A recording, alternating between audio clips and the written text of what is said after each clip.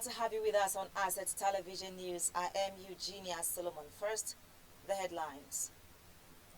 Asset Media holds award as recipients express appreciation. Nigerians to expect uninterrupted power supply soon. NNPP dispels rumors of factions within its fold. And now the news in detail. The creme de la creme gathered at the Nikon Luxury Hotel last weekend as Daily Asset Award holds its 8th anniversary ceremony. Guest speaker Senator Seriake Dixon at the event used the occasion to admonish the media, whom he advised should always stand for the truth no matter the situation. Press. Let me begin by thanking my dear brother and friend, Dr. Cletus Akwaya, to share some thoughts, to speak to certain issues, not entirely new, and to make statements that are, quite frankly, things you've heard of all the time, and nothing new, entirely nothing new. But to remind us about the importance of this wonderful profession, the pen profession, which is called the fourth estate of the realm, of which my friend and the publisher and editor-in-chief, Dr. Akwaya, is a veteran. I know Francis Akpo is also one. And there may be a number here in this audience who are also, as we say, of the pen fraternity.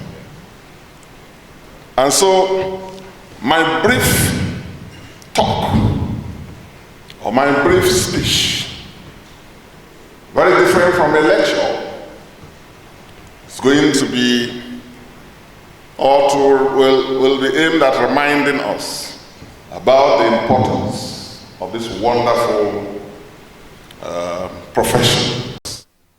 While other speakers at the event had this to say. As you know, a lot of things depend on the press. And we did go through a little bit of a hiccup towards the end of last year, as all of you are aware. And we are immensely grateful to the press for supporting us in something that was, I would so much say altruistic, but for the betterment of Africa. I would also like to thank the Honorable Commissioner for his kind words. Yes, he said Alhaji is a Nigerian. I make bold to say Alhaji is an African because we have 14 African countries. However, an elated publisher of Daily Asset newspaper and proprietor of Asset Television summarized this way. Well, this was a very successful occasion. This event was to honor those that have distinguished themselves in the areas of endeavor. You can see that the award recipients were all here. Alhaji Dr. Aliko Dangote was the Nigerian Chief of the Year. He was here represented. The Governor of Benue State, His Excellency Reverend Father Hyacinth Alia, was the chair of the occasion. He was also here. All our invited guests were here, and we had a very successful event. And for Daily Asset, this is just the beginning. We believe that going forward, we will expand the scope of the award. We recognize women who have also achieved in their various areas of endeavor. And well, the next edition will be better come 2026. The Chief Executive Officer of the Jos Electricity Distribution Company, Engineer Abdubello Muhammad, has said he is optimistic that there will come a time in Nigeria where electricity will be steady all over the country. Bello, who spoke on the sidelines of Daily Asset Annual Award Ceremony in Abuja, says the government is working hard to ensure that Nigerians are happy. We're on the right footing and in the right direction this time around with proper planning, commitment to the plans, and all hands on deck, electricity will be available. Will you want to stay the time?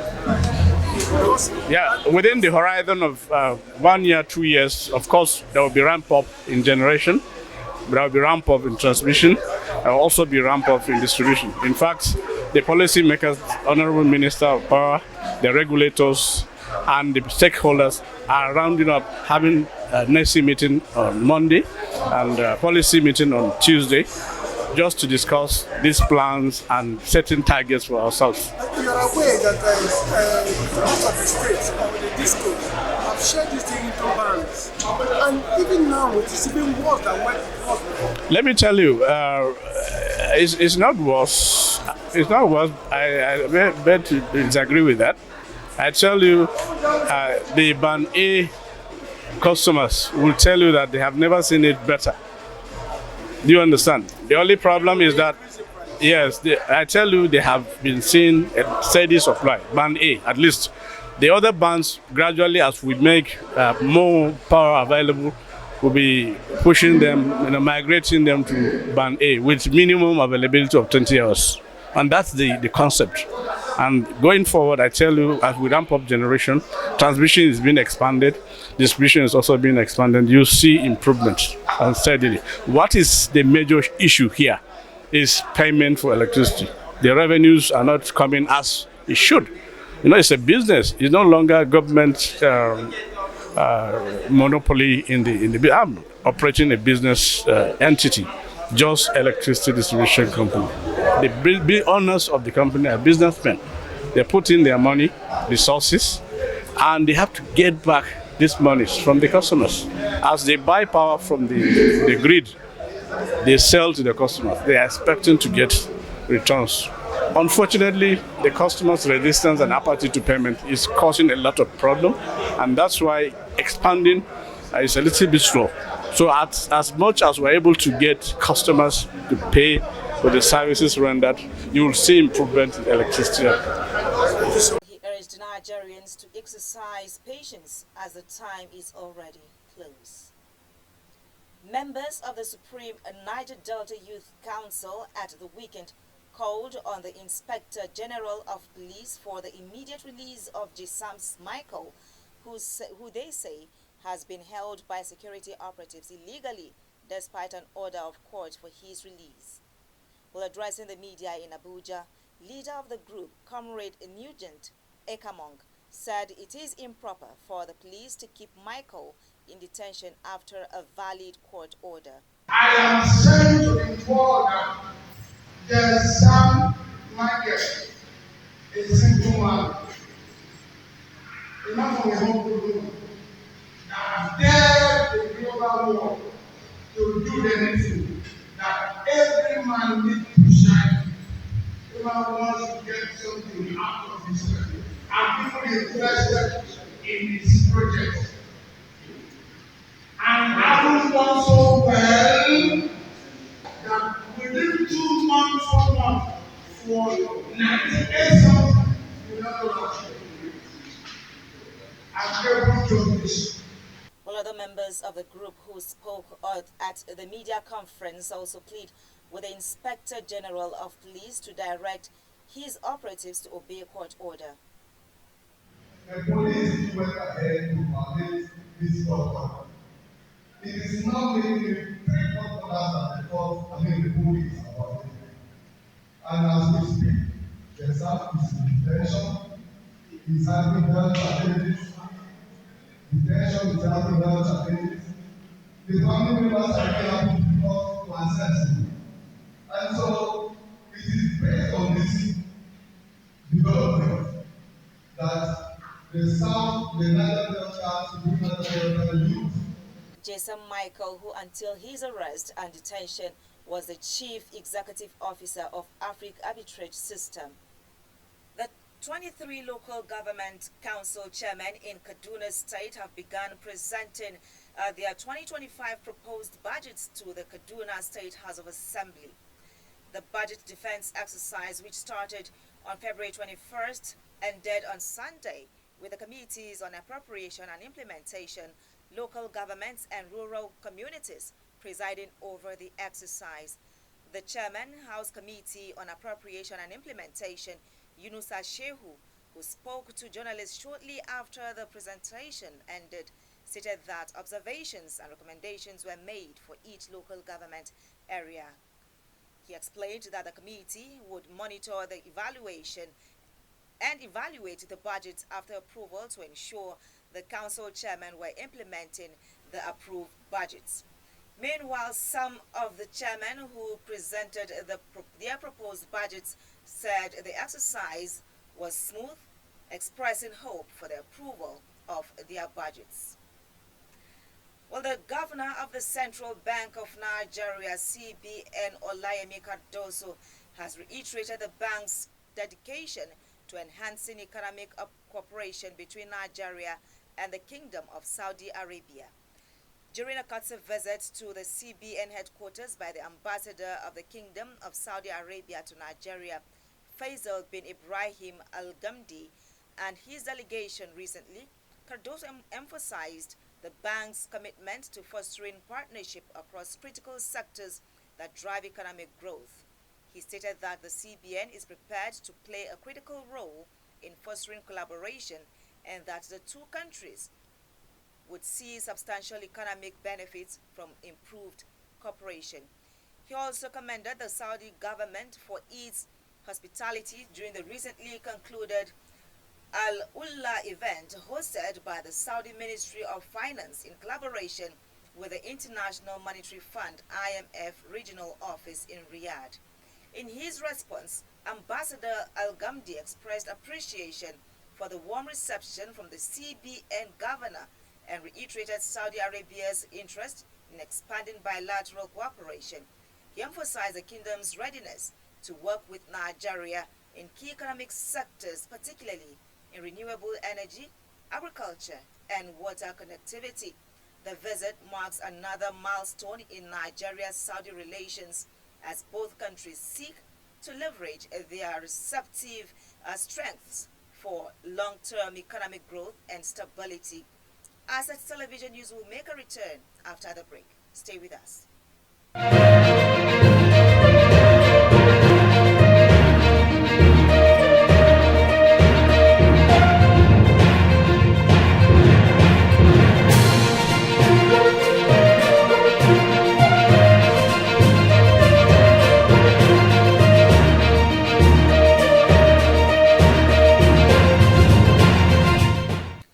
Thank you for being there. If you are just joining us, you are watching the news on Assets Television.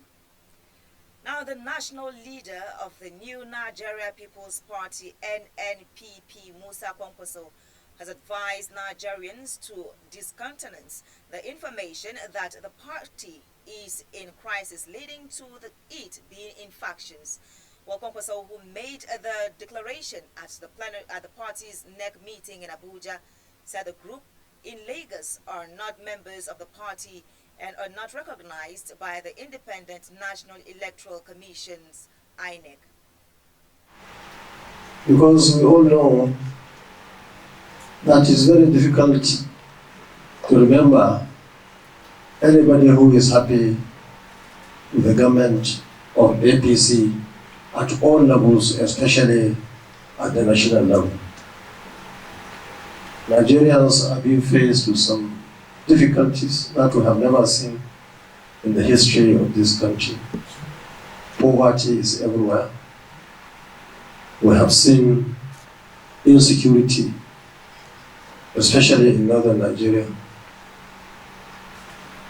The infrastructure has been decayed and we have not seen any efforts to renew them, and so on and so forth. And therefore our party has a golden opportunity, because I believe there is an election, free and fair election in this country. Our party will defeat the APC, PDP, and the other parties in this country. Earlier in their remarks at the event, a national chairman, Ajuji Ahmed, said the party is enjoying relative peace, which is why some persons are trying to foment trouble in order to cause the party to be in crisis. Relative peace and stability reign in the party in all branches, including those branches where we place the leaderships under caretaker committees. Our membership drive and recruitment initiatives are a work in progress. I reported to you that effort in the last NEC meeting. However, I need to emphasize that membership drive and expanding our membership base is the responsibility of every party member, and therefore we expect all of us to brace up and discharge that responsibility. Well, he said the party is not looking out for any form of distraction, as its major aim is to be at the center in 2027. Also speaking at the event, National Secretary Dikbo Olayokun informed that NNPP participated in all of-season elections where it performed well in Kano, having won all the available local government seats. For using our new logo in the ballot papers used during those elections. We are continuing with the reorganization both at national and state levels. This is with a view to repositioning the party for the challenges ahead, especially the forthcoming off-season elections and indeed the 2027 general election. As you are aware, the INEC has released the timetable for the off-season election in Anambra State, scheduled to take place later this year. He said it remains on record that NNPP is the only party that has concluded its account audit and approved by INEC. The meeting later assented to 5 motions for ratification of some of its members in caretaker committees in Adamawa, Bauchi, Gombe, Taraba, and Benue states. Well, the Kaduna State University KASU chapter of the Academic Staff Union of Universities, ASU, has suspended the strike it embarked upon on February 18th.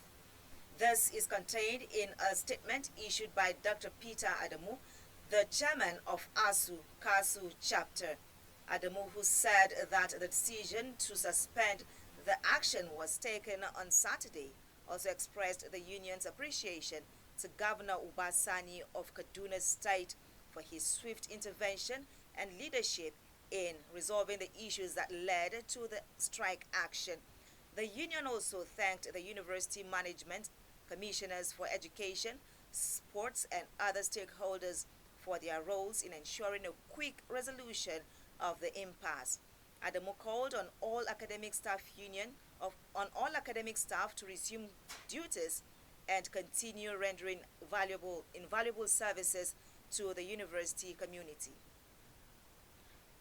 The All Progressives Congress on Sunday attacked the immediate past governor of Kaduna State, Nasir El-Rufai, as indications emerged that the former Federal Capital Territory minister was rallying northern leaders and bigwigs against President Bola Tinubu's re-election ahead of the 2027 polls. The APC National Secretary Ajibola Basiru accused El-Rufai of stalking ethnic agenda over his failure to get a cabinet appointment. The once cordial relationship between the president and El-Rufai soured after he failed to secure a ministerial appointment. Though Tinubu nominated him for a ministerial position, the ex-governor was rejected by the National Assembly on security grounds. The federal government has expressed concern about excessive speed by motorists on the newly rehabilitated Third Mainland Bridge in Lagos State. The Minister of Works, Senator David Umahi, expressed the concern in Lagos at a stakeholders' engagement on the Phase 1 and Phase 2 of the Lagos-Calabar Coastal Highway project. He spoke on rehabilitation efforts on key bridges in Lagos State, specifically Third Mainland Bridge, Carter Bridge, and Echo Bridge. The minister urged motorists to avoid excessive speed on the bridge to discourage the government from considering installation of speed bumps. On the foreign scene now, French President Emmanuel Macron will be in Washington on Monday to discuss Russia's war against Ukraine with U.S. President Donald Trump. The meeting comes on the day of the third anniversary of Russia's all-out invasion of Ukraine and days after Trump falsely blamed Ukraine for starting the war. It also comes after Trump held a 90-minute phone call with Russian President Vladimir Putin without Ukrainian or European participation. Last week, Macron called European heads of states and prime ministers to Paris and for crisis talks, and then spoke to Trump on the phone. Among other things, the meeting dealt with the question of European peacekeeping forces to secure a possible ceasefire. Trump is also expected to meet UK Prime Minister Keir Starmer in Washington in the next few days. Well, in the world of sports, Rangers Football Club have parted ways with manager Philippe Clement following Saturday's 2-0 home Scottish Premiership defeat by St Mirren. The decision to sack the 50-year-old Belgian comes 1 year and 4 months after he took the job, with Rangers 13 points adrift of rival Celtic in the standings. Clement has guided Rangers to the Europa League last 16, where they face Fenerbahce next month. They were, however, knocked out of the Scottish Club Cup by second tier Queen's Park this month and lost the League Cup final to Celtic on penalties in December. With that sports story, we end the news. Do well to follow us on all our social media platforms for more updates and programs. On behalf of the entire news crew, I am Eugenia Solomon. Thank you for watching.